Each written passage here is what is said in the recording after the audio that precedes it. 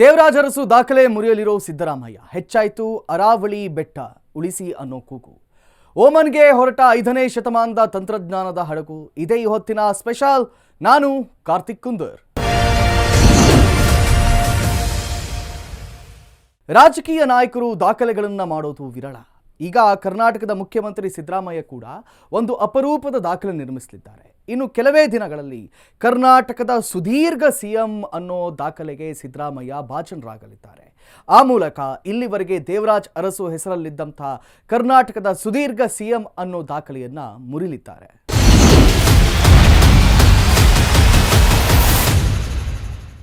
ರಾಜಕೀಯ ಪ್ರತಿನಿತ್ಯವೂ ಇಲ್ಲಿ ಒಂದಲ್ಲ ಒಂದು ಡೆವಲಪ್ಮೆಂಟ್ಸ್ ನಡೀತಾನೆ ಇರುತ್ತೆ. ಅಧಿಕಾರಕ್ಕೋಸ್ಕರ ಸದಾಕಾಲ ಇಲ್ಲಿ ತಂತ್ರ, ಪ್ರತಿತಂತ್ರ, ಕುತಂತ್ರಗಳು ನಡೀತಾನೆ ಇರುತ್ತವೆ. ಅದರಲ್ಲೂ ಕೂಡ ಚುನಾವಣೆ ಬಂತಂದರೆ ಇಂತಹ ಬೆಳವಣಿಗೆಗಳು ಹೆಚ್ಚಾಗುತ್ತವೆ. ಇಂತಹ ರಾಜಕೀಯದಲ್ಲಿ ನಾಯಕರೊಬ್ಬರು ದಾಖಲೆ ಮಾಡೋದು ಸಾಮಾನ್ಯವಾಗಿ ವಿರಳ. ಆದರೆ ಈಗ ನಮ್ಮ ಕರ್ನಾಟಕ ಅಂತಹ ಒಂದು ದಾಖಲೆಗೆ ಸಾಕ್ಷಿಯಾಗಲಿದೆ. ಸುದೀರ್ಘ ಕಾಲದಿಂದ ರಾಜಕೀಯದಲ್ಲಿರೋ ನಾಯಕರೊಬ್ಬರು ಈ ದಾಖಲೆಯನ್ನು ಮಾಡಲಿದ್ದಾರೆ. ಆ ಮೂಲಕ ಕರ್ನಾಟಕದಲ್ಲಿ ಯಾರೂ ಮಾಡದಂಥ ಸಾಧನೆಯನ್ನು ಮಾಡಿದಂಥ ವ್ಯಕ್ತಿಯನ್ನು ಕೀರ್ತಿಗೆ ಭಾಜನರಾಗಲಿದ್ದಾರೆ. ಇನ್ನು ಕೆಲವೇ ದಿನಗಳಲ್ಲಿ ಆ ದಾಖಲೆಯನ್ನು ತಮ್ಮ ಹೆಸರಿಗೆ ಬರೆಸಿಕೊಳ್ಳಲಿದ್ದಾರೆ. ಆ ಸಂಭ್ರಮಕ್ಕೋಸ್ಕರ ಎಲ್ಲ ರೀತಿಯ ಸಿದ್ಧತೆಗಳು ಕೂಡ ನಡೀತಿವೆ. ಈ ರೀತಿ ಅಪರೂಪದ ದಾಖಲೆಗೆ ಪಾತ್ರರಾಗಲಿರುವಂಥ ವ್ಯಕ್ತಿ ಬೇರೆ ಯಾರೂ ಅಲ್ಲ, ಕರ್ನಾಟಕದ ಮುಖ್ಯಮಂತ್ರಿ ಸಿಎಂ ಸಿದ್ದರಾಮಯ್ಯ. 2013ರಿಂದ 18ರವರೆಗೆ ಮೊದಲ ಅವಧಿಗೆ ಮುಖ್ಯಮಂತ್ರಿಯಾಗಿ ಆಡಳಿತ ನಡೆಸಿದ್ದಂಥ ಸಿದ್ದರಾಮಯ್ಯ 5 ವರ್ಷ ಅವಧಿಯನ್ನು ಪೂರೈಸಿದ್ದಾರೆ. ಈಗ 2ನೇ ಅವಧಿಗೆ ಸಿಎಂ ಸ್ಥಾನ ಅಲಂಕರಿಸಿರೋ ಸಿದ್ದರಾಮಯ್ಯ ಮುಖ್ಯಮಂತ್ರಿಯಾಗಿ 2.5 ವರ್ಷ ಪೂರೈಸಿದ್ದಾರೆ. ಕುರ್ಚಿ ಕಿತ್ತಾಟದ ಮಧ್ಯೆ ಹೈಕಮಾಂಡ್ ಕೃಪಾಕಟಾಕ್ಷ ದೊರೆತರೆ ತಾನೇ 5 ವರ್ಷ ಮುಖ್ಯಮಂತ್ರಿಯಾಗಿರ್ತೀನಿ ಅನ್ನೋ ಕಾನ್ಫಿಡೆನ್ಸ್ನಲ್ಲೂ ಕೂಡ ಸಿದ್ದರಾಮಯ್ಯ ಇದ್ದಾರೆ. ಅವರ ಆಪ್ತ ಬಳಗ ಕೂಡ ಸಿದ್ದರಾಮಯ್ಯ ಅವರೇ 5 ವರ್ಷ ಸಿಎಂ ಆಗಿರ್ತಾರೆ ಅನ್ನೋದನ್ನು ಪದೇ ಪದೇ ಹೇಳ್ತಿದ್ದಾರೆ. ಈಗ ಇದೇ ಸಿದ್ದರಾಮಯ್ಯ ಒಂದು ಅಪರೂಪದ ದಾಖಲೆಯ ಸನಿಹದಲ್ಲಿದ್ದಾರೆ. ಕರ್ನಾಟಕದಲ್ಲಿ ಪವರ್ ಶೇರಿಂಗ್ ಗಲಾಟೆ ಜೋರಾಗಿದೆ. ಸಿದ್ದರಾಮಯ್ಯ ಸಿಎಂ ಆಗಿ 5 ವರ್ಷ ಪೂರೈಸ್ತಾರಾ ಅಥವಾ DK ಶಿವಕುಮಾರ್ ಮುಖ್ಯಮಂತ್ರಿ ಆಗ್ತಾರಾ ಅನ್ನೋ ಕುತೂಹಲಕ್ಕೆ ಇನ್ನೂ ಕೂಡ ತೆರೆಬಿದ್ದಿಲ್ಲ. ಈ ನಡುವೆನೇ ಸಿದ್ದರಾಮಯ್ಯ ಒಂದು ದೊಡ್ಡ ದಾಖಲೆಯನ್ನ ತಮ್ಮ ಹೆಸರಿಗೆ ಬರೆಸಿಕೊಳ್ಳೋಕೆ ರೆಡಿ ಆಗ್ತಿದ್ದಾರೆ. ಇನ್ನು ಕೆಲವೇ ದಿನಗಳಲ್ಲಿ ಕಳೆದರೆ ಆ ದಾಖಲೆ ಸಿದ್ದರಾಮಯ್ಯ ಅವರದ್ದಾಗಲಿದೆ. ಅಷ್ಟಕ್ಕೂ ಯಾವುದು ಆ ದಾಖಲೆ ಅಂದರೆ ಕರ್ನಾಟಕದ ದೀರ್ಘಾವಧಿ ಸಿಎಂ ಅನ್ನೋ ದಾಖಲೆ. ಇನ್ನು ಕೆಲವೇ ದಿನಗಳು ಕಳೆದರೆ ಸಿಎಂ ಸಿದ್ದರಾಮಯ್ಯ ಅಪೂರ್ವ ದಾಖಲೆ ನಿರ್ಮಿಸಲಿದ್ದಾರೆ. ಕೆಲವೇ ದಿನಗಳು ಕಳೆದರೆ ಕರ್ನಾಟಕದ ದೀರ್ಘಾವಧಿ ಸಿಎಂ ಅನ್ನೋ ಹೆಗ್ಗಳಿಕೆಗೆ ಸಿದ್ದರಾಮಯ್ಯ ಭಾಜನರಾಗಲಿದ್ದಾರೆ. ಕರ್ನಾಟಕದ ಪಾಲಿಗೆ ಈ ದಾಖಲೆ ಮಾಡಿದಂಥ ಅಪರೂಪದ ರಾಜಕಾರಣಿ ಅನ್ನೋ ಹೆಗ್ಗಳಿಕೆಗೆ ಸಿದ್ದರಾಮಯ್ಯ ಪಾತ್ರರಾಗಲಿದ್ದಾರೆ. ಇಲ್ಲಿವರೆಗೆ ಕರ್ನಾಟಕದ ದೀರ್ಘಾವಧಿ ಸಿಎಂ ಅನ್ನೋ ದಾಖಲೆ ದೇವರಾಜ್ ಅರಸು ಹೆಸರಲ್ಲಿತ್ತು. ದೇವರಾಜ್ ಅರಸು ಕರ್ನಾಟಕದ ಮಾಜಿ ಮುಖ್ಯಮಂತ್ರಿ. ಇವರನ್ನ ಹಿಂದುಳಿದ ವರ್ಗಗಳ ಆಶಾಕಿರಣ ಅಂತಲೇ ಕರೀತಾರೆ. ಕಾರಣ ಅರಸು ಮುಖ್ಯಮಂತ್ರಿ ಆಗಿದ್ದಂಥ ಅವಧಿಯಲ್ಲಿ ಹಿಂದುಳಿದ ವರ್ಗಗಳ ಅಭಿವೃದ್ಧಿಗೋಸ್ಕರ ಅನೇಕ ಕಾರ್ಯಕ್ರಮಗಳನ್ನು ರೂಪಿಸಲಾಯಿತು. ತಮ್ಮ ಕಾರ್ಯಕ್ರಮಗಳ ಮೂಲಕ ಹಿಂದುಳಿದ ವರ್ಗಗಳ ಪಾಲಿನ ಆಶಾಕಿರಣ ಅನ್ನಿಸ್ಕೊಂಡಿದ್ರು ದೇವರಾಜ್ ಅರಸು. ಇಷ್ಟು ದಿನ ಕರ್ನಾಟಕವನ್ನು ಅತೀ ದೀರ್ಘಕಾಲ ಆಳಿದಂಥ ಸಿಎಂ ಅನ್ನೋ ದಾಖಲೆ ಈ ದೇವರಾಜ್ ಅರಸು ಹೆಸರಲ್ಲಿತ್ತು. ಈಗ ಸಿಎಂ ಸಿದ್ದರಾಮಯ್ಯ ಆ ದಾಖಲೆ ಮೆರೆಯೋ ಸನಿಹದಲ್ಲಿದ್ದಾರೆ. 1972ರಿಂದ 1977ರವರೆಗೆ ಹಾಗೂ 78ರಿಂದ 80ರವರೆಗೆ 2 ಬಾರಿ ಕರ್ನಾಟಕದ ಮುಖ್ಯಮಂತ್ರಿಯಾಗಿ ಸೇವೆ ಸಲ್ಲಿಸಿದ್ರು ದೇವರಾಜ್ ಅರಸು. ಆ ಮೂಲಕ ಕರ್ನಾಟಕದ ದೀರ್ಘಾವಧಿ ಸಿಎಂ ಅನ್ನೋ ಕೀರ್ತಿಗೆ ಅರಸು ಭಾಜನರಾಗಿದ್ದರು. ಆ ದಾಖಲೆಯನ್ನು ಬೇರ್ಯಾರು ಮುರಿಯೋದು ಕಷ್ಟ ಅಂತ ಹೇಳಲಾಗ್ತಾ ಇತ್ತು. ಆದ್ರೆ ಈಗ ಸಿಎಂ ಸಿದ್ದರಾಮಯ್ಯ ಆ ಮಾತನ್ನು ಸುಳ್ಳು ಮಾಡೋಕ್ಕೆ ಹೊರಟಿದ್ದಾರೆ. ಆ ಮೂಲಕ ಕರ್ನಾಟಕವನ್ನು ಸುದೀರ್ಘಾವಧಿ ಆಳಿದಂಥ ಮುಖ್ಯಮಂತ್ರಿ ಅನ್ನೋ ಹೆಗ್ಗಳಿಕೆಗೆ ಸಿದ್ದರಾಮಯ್ಯ ಪಾತ್ರರಾಗಲಿದ್ದಾರೆ. ಇಷ್ಟು ದಿನ ಕರ್ನಾಟಕದ ದೀರ್ಘಾವಧಿ ಸಿಎಂ ಅನ್ನೋ ಕೀರ್ತಿಗೆ ಪಾತ್ರರಾಗಿದ್ದವರು ದಿವಂಗತ ದೇವರಾಜ್ ಅರಸು. ಒಟ್ಟು 7 ವರ್ಷ 239 ದಿನ ಮುಖ್ಯಮಂತ್ರಿಯಾಗಿ ಆಳ್ವಿಕೆಯನ್ನು ನಡೆಸಿದರು. ಈಗ ಕೆಲವೇ ದಿನಗಳಲ್ಲಿ ಅಂದರೆ ಜನವರಿ 7ಕ್ಕೆ ಸಿದ್ದರಾಮಯ್ಯ ಅರಸು ದಾಖಲೆಯನ್ನು ಮುರಿಲಿದ್ದಾರೆ. ಆ ಮೂಲಕ ಅಹಿಂದ ನಾಯಕ ಸಿದ್ದರಾಮಯ್ಯ ಪಾಲಿಗೆ ಮತ್ತೊಂದು ದಾಖಲೆ ಸೇರ್ಪಡೆಯಾಗಲಿದೆ. ಈ ಹಿಂದೆ ಅತಿ ಹೆಚ್ಚು ಬಾರಿ ಹಣಕಾಸು ಬಜೆಟ್ ಮಂಡಿಸಿದಂಥ ದಾಖಲೆಗೆ ಸಿದ್ದರಾಮಯ್ಯ ಪಾತ್ರರಾಗಿದ್ದರು. ಈಗ ರಾಜ್ಯದ ದೀರ್ಘಾವಧಿ ಸಿಎಂ ಅನ್ನೋ ಕಿರೀಟವನ್ನು ಮುಡಿಗೇರಿಸಿಕೊಳ್ಳಲಿದ್ದಾರೆ. ಕರ್ನಾಟಕ ಕಾಂಗ್ರೆಸ್ ಕಂಡಂತಹ ಅತ್ಯಂತ ಪ್ರಬಲ ನಾಯಕರಲ್ಲಿ ಸಿದ್ದರಾಮಯ್ಯ ಕೂಡ ಒಬ್ಬರು. ಸಿದ್ದರಾಮಯ್ಯ ಕರ್ನಾಟಕ ಕಾಂಗ್ರೆಸ್ ಕಂಡಂತಹ ಅತ್ಯಂತ ಪ್ರಭಾವಿ ನಾಯಕರಲ್ಲಿ ಒಬ್ಬರು. ಮೈಸೂರು ಜಿಲ್ಲೆಯ ಸಿದ್ದರಾಮನ ಹುಂಡಿಯಲ್ಲಿ ಜನಿಸಿದಂಥ ಸಿದ್ದರಾಮಯ್ಯರ ತಂದೆ ಸಿದ್ದರಾಮೇಗೌಡ ಹಾಗೂ ತಾಯಿ ಬೋರಮ್ಮ. ಸಿದ್ದರಾಮಯ್ಯ ಅವರದ್ದು ಒಂದು ಕೃಷಿ ಕುಟುಂಬ.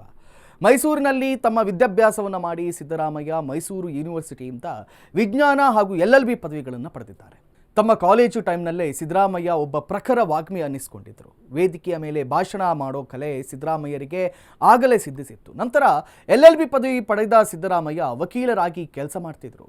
LLB ಪದವಿ ಪಡೆದ ನಂತರ ಸಿದ್ದರಾಮಯ್ಯನವರು ಮೈಸೂರಿನ ಲಾಯರ್ ಒಬ್ಬರ ಅಡಿ ಜೂನಿಯರ್ ಆಗಿ ಕೆಲಸ ಮಾಡ್ತಾ ಇದ್ರು. ಆಗ ನಂಜುಂಡಸ್ವಾಮಿ ಅನ್ನೋ ವಕೀಲರೊಬ್ಬರು ಸಿದ್ದರಾಮಯ್ಯರಿಗೆ ಪ್ರೋತ್ಸಾಹವನ್ನು ನೀಡಿ ಮೈಸೂರಿನ ಸ್ಥಳೀಯ ಚುನಾವಣೆಯಲ್ಲಿ ಕಂಟೆಸ್ಟ್ ಮಾಡೋಕೆ ಪ್ರೋತ್ಸಾಹವನ್ನು ನೀಡಿದರು. ಇದಕ್ಕೆ ಒಪ್ಪಿದಂಥ ಸಿದ್ದರಾಮಯ್ಯ ಆ ಚುನಾವಣೆಯಲ್ಲಿ ಸ್ಪರ್ಧೆ ಮಾಡಿದರು ಹಾಗೂ ಗೆದ್ದೇ ಬಿಟ್ಟರು.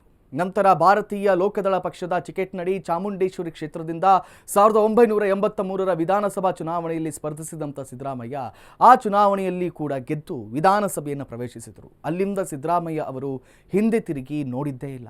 ನಂತರ ತಮ್ಮ ಮುಂದಿನ ರಾಜಕೀಯ ಭವಿಷ್ಯಕ್ಕಾಗಿ ಜನತಾ ಪಕ್ಷವನ್ನು ಸೇರಿದಂಥ ಸಿದ್ದರಾಮಯ್ಯ ಕನ್ನಡ ಕಣ್ಗಾವಲು ಸಮಿತಿಯ ಮೊದಲ ಅಧ್ಯಕ್ಷರಾದರು.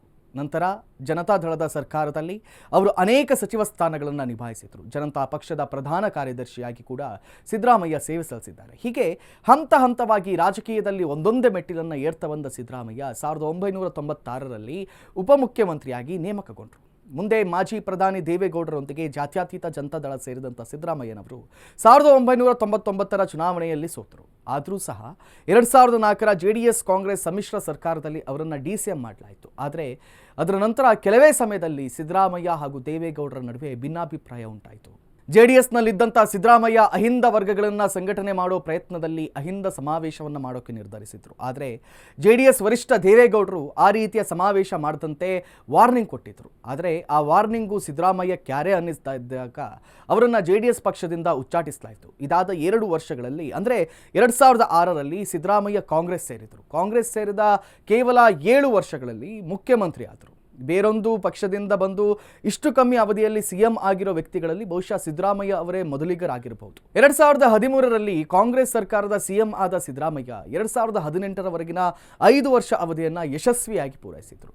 ಈಗ 2ನೇ ಅವಧಿಗೆ CM ಆಗಿರೋ ಸಿದ್ದರಾಮಯ್ಯ 2.5 ವರ್ಷ ಅವಧಿ ಪೂರೈಸಲಿದ್ದಾರೆ. ಇದೇ ಜನವರಿ 7ಕ್ಕೆ ದೇವರಾಜ್ ಅರಸು ಅವರ ದಾಖಲೆ ಮುರಿಲಿರುವಂಥ ಸಿದ್ದರಾಮಯ್ಯ ಕರ್ನಾಟಕವನ್ನು ಆಳಿದ ಅತ್ಯಂತ ದೀರ್ಘಾವಧಿಯ CM ಅನ್ನೋ ಕೀರ್ತಿಗೆ ಪಾತ್ರರಾಗಲಿದ್ದಾರೆ. ಹಾಗಾಗಿ ಅವತ್ತು ನಾನಾ ರೀತಿಯ ಕಾರ್ಯಕ್ರಮಗಳನ್ನು ಅವರ ಅಭಿಮಾನಿಗಳು ಹಮ್ಮಿಕೊಂಡಿದ್ದಾರೆ. ಯಾವುದೇ ರಾಜಕೀಯ ಹಿನ್ನೆಲೆ ಇಲ್ಲದೆ ಇರುವಂಥ ಒಂದು ಸಾಮಾನ್ಯ ಕುಟುಂಬದಲ್ಲಿ ಹುಟ್ಟಿ ಮುಖ್ಯಮಂತ್ರಿ ಪಟ್ಟಕ್ಕೇರಿರೋ ಸಿದ್ದರಾಮಯ್ಯರ ಸಾಧನೆ ಗಮನಾರ್ಹವಾಗಿದೆ. ಸಿದ್ದರಾಮಯ್ಯ ಇವತ್ತು ಅಹಿಂದ ಸಮುದಾಯದ ಪ್ರಶ್ನಾತೀತ ನಾಯಕ. ಅಹಿಂದ ಸಮುದಾಯದ ಒಂದು ದೊಡ್ಡ ವೋಟ್ ಬ್ಯಾಂಕ್ ಸಿದ್ದರಾಮಯ್ಯರ ಕಾರಣಕ್ಕೆ ಕಾಂಗ್ರೆಸ್ ಜೊತೆ ಇದೆ. ತಮ್ಮ 2ನೇ ಅವಧಿಯಲ್ಲಿ ಈಗಾಗಲೇ 2.5 ವರ್ಷ ಪೂರೈಸಿರುವ ಸಿದ್ದರಾಮಯ್ಯ ಸದ್ಯ ಅಧಿಕಾರ ಹಸ್ತಾಂತರ ಅನ್ನೋ ಬಲೆಯಲ್ಲಿ ಸಿಕ್ಕಾಕಿಕೊಂಡಿದ್ದಾರೆ. ಅಕಸ್ಮಾತ್ ಹೈಕಮಾಂಡ್ ಕೃಪೆಯಿಂದ ಸಿದ್ದರಾಮಯ್ಯರೇ CM ಸ್ಥಾನದಲ್ಲಿ ಮುಂದುವರಿದರೆ ತಮ್ಮ 2ನೇ ಅವಧಿಯನ್ನು ಕೂಡ ಅವರು ಯಶಸ್ವಿಯಾಗಿ ಪೂರೈಸುತ್ತಾರೆ ಅನ್ನೋದರಲ್ಲಿ ಯಾವುದೇ ಸಂಶಯವಿಲ್ಲ.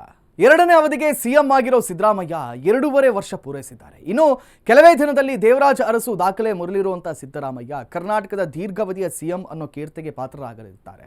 ಹಾಗಾಗಿ ಜನವರಿ 7ರಂದು ಅವರ ಅಭಿಮಾನಿಗಳಿಂದ ಅನೇಕ ಕಾರ್ಯಕ್ರಮಗಳು ಆಯೋಜನೆಯಾಗಿವೆ. ಇನ್ನು ದೇಶದ ವಾಯುವ್ಯ ಭಾಗದಲ್ಲಿರುವಂಥ ಅರಾವಳಿ ಬೆಟ್ಟಗಳ ಕುರಿತು ದೊಡ್ಡ ಮಟ್ಟದ ಚರ್ಚೆ ನಡೀತಾ ಇದೆ. ಏನದು ಅರಾವಳಿ ಕಥನ ಅನ್ನೋದನ್ನು ಹೇಳ್ತೀವಿ. ಆದರೆ ಅದಕ್ಕೂ ಮುನ್ನ ಒಂದು ಸ್ಮಾಲ್ ಬ್ರೇಕ್.